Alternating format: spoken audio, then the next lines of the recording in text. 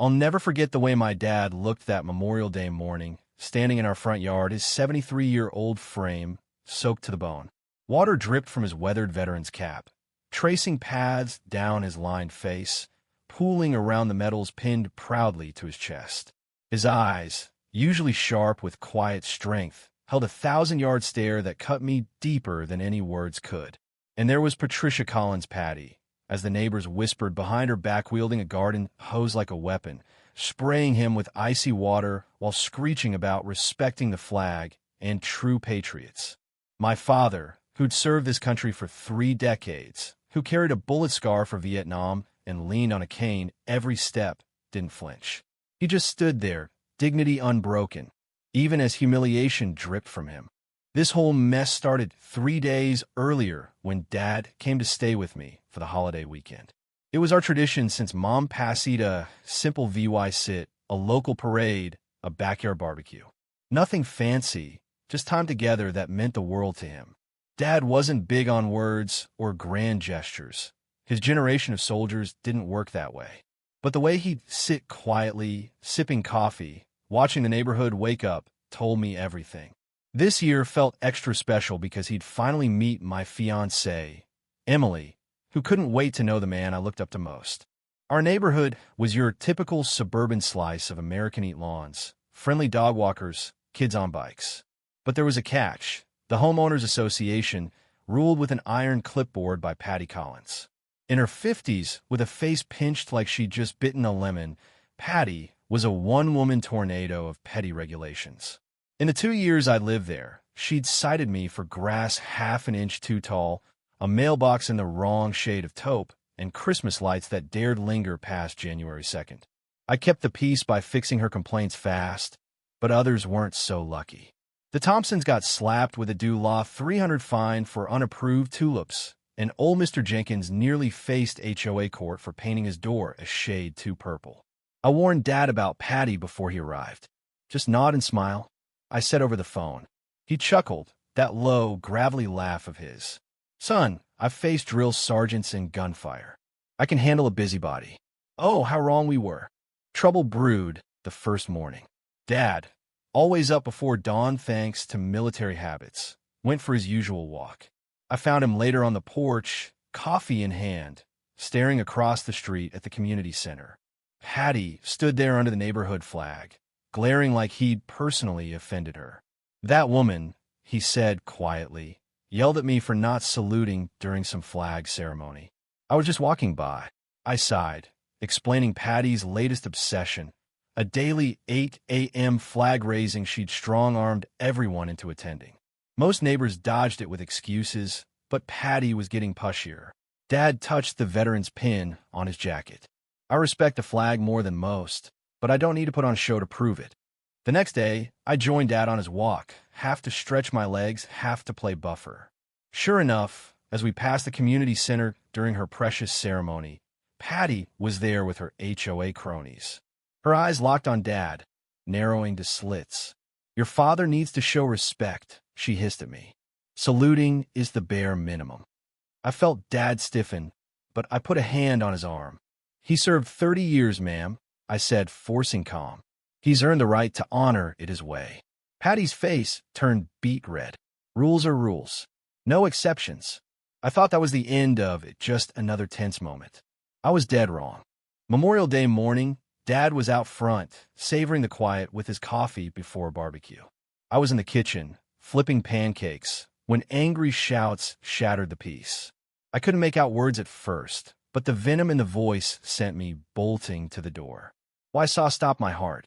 Patty Collins stood on my lawn, hose in hand, blasting my elderly father with water, screaming about patriotism.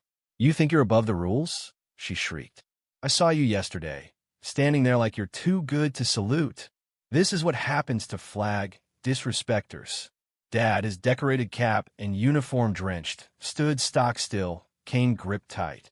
He didn't yell, didn't fight back. His soldier's pride wouldn't let him. But I had no such restraint. I exploded out the door, roaring, "Stop it! That's my father, a veteran." My shouts drew neighbors out. Doors opened, people gaped. Patty lowered the hose, but didn't back off. He refused to salute. She snapped, like that justified everything. As HOA president, I enforce respect for our country. I was speechless at her gall. Then Dad spoke, his voice low but carrying across the silent yard. Ma'am, I didn't fight for a flag. I fought for what it stands for, including the freedom not to be attacked on my son's lawn. His words were a gut punch, but Patty only got angrier. Don't lecture me on patriotism, she started, but I was already on the phone with 911.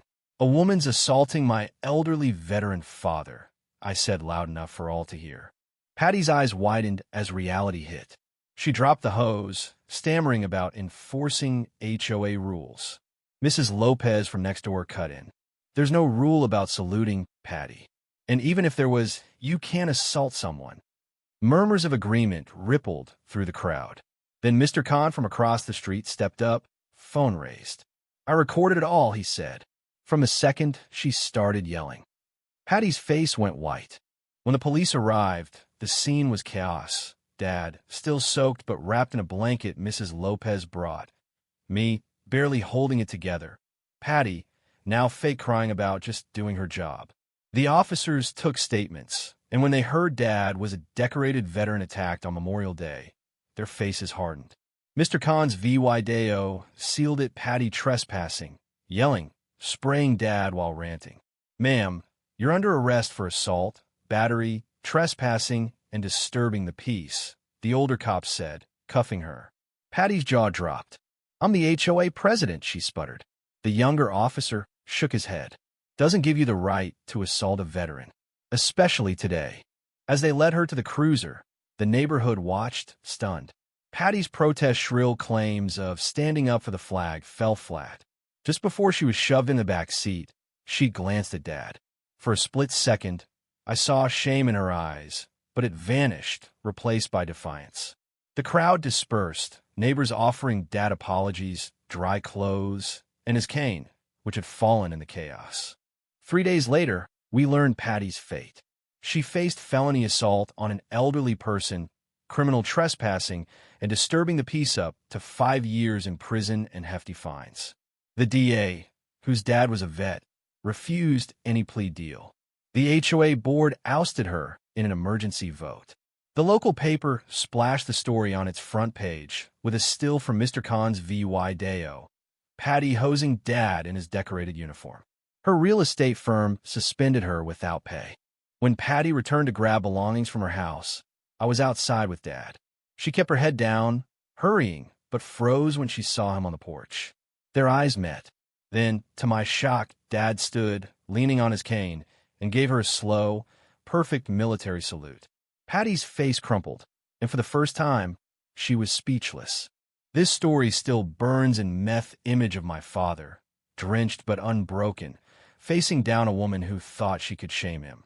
But it raises questions that keep me up at night. Was Patty's obsession with patriotism just a power trip, or did she truly believe she was right? Should Dad have saluted to avoid the conflict, or was his stand a lesson in true courage? And what about the neighbors? Were they complicit in letting Patty's reign go unchecked for so long? Tell me what you think in the comments. Like, subscribe, and let's keep this conversation going. What would you have done in that moment?